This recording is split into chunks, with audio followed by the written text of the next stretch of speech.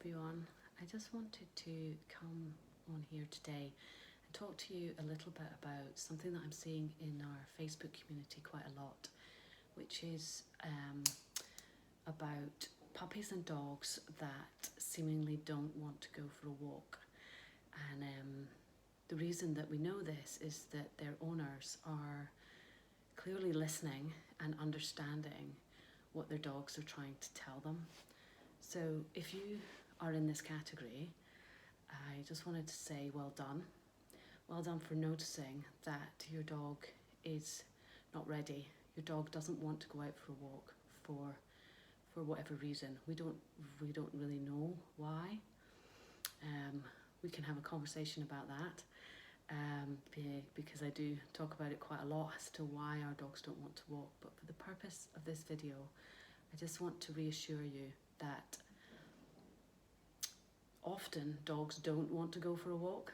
And I know this is quite a controversial topic because in our Western culture, I guess, and when we're talking about domestic dogs, we think that our dogs, not only do they want to go for a walk, they need to go for a walk, they must go for a walk.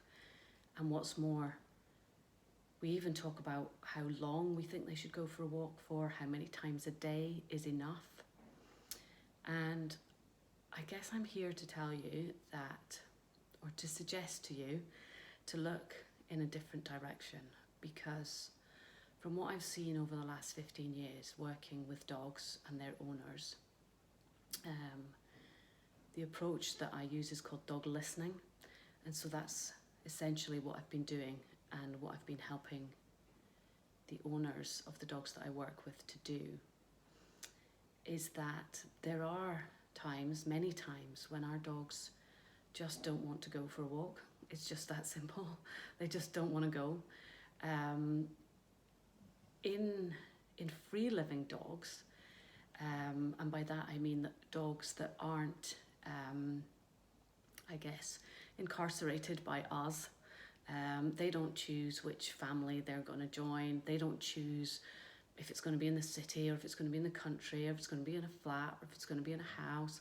They don't choose any of that. They just find themselves in a home, usually, well, with the people that I work with, and more than likely the people that are bothered to watch this video, they're going to be in a loving home.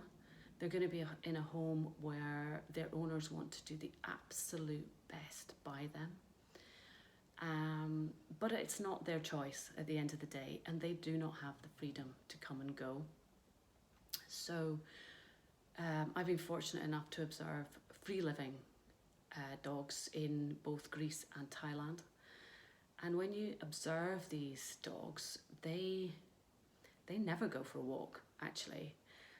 The ones in Thailand, they tend to live on a beach, so they get a little section of beach, and there tends to be a couple of restaurants at each beach, and they will remain there for the rest of their lives if they can, if the food supply is still there.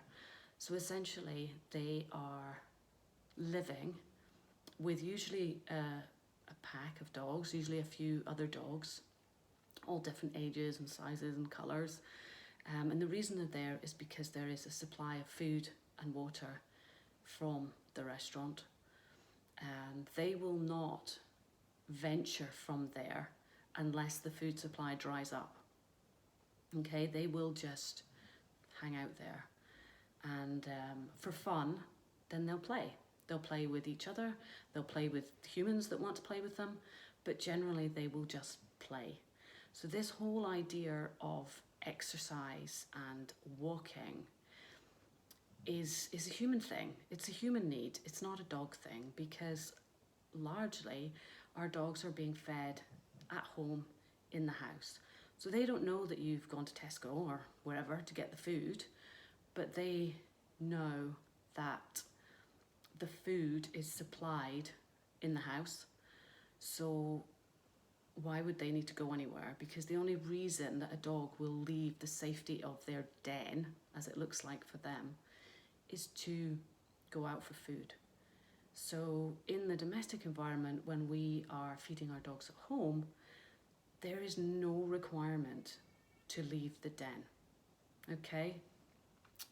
Mostly our dogs are fed, they have water, they have shelter, and they feel safe at home. So walking is optional, okay? So I just wanted to share that with you today, and let you just be reassured that if your dog is telling you that it doesn't want to go for a walk, don't worry about it, don't stress, just keep listening and keep learning about how to communicate with your dog in, I guess, the right way, or in a way that they understand. Now there's two ways that you can do that if you want to work with me.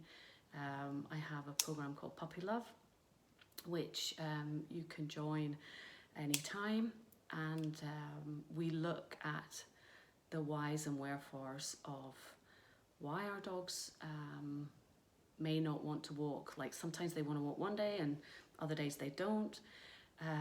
But I guess more importantly is looking at the solution to helping them to feel relaxed and responsive, so that if you want to take them for a walk, they will be relaxed enough to come with you and will want to come with you and will be able to respond when you're out, so you'll be able to keep them safe.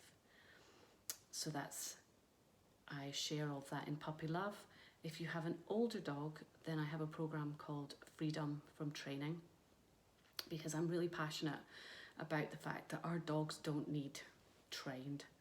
They need to be relaxed and they need to be responsive, and then we can take them anywhere and we can do anything with them.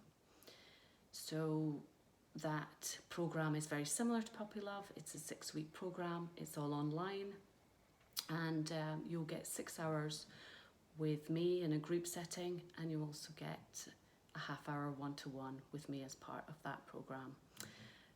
So if you want to join any of those, just check out my website, www.juliehelpsyouhelpyourdog.co.uk, and all the details are there.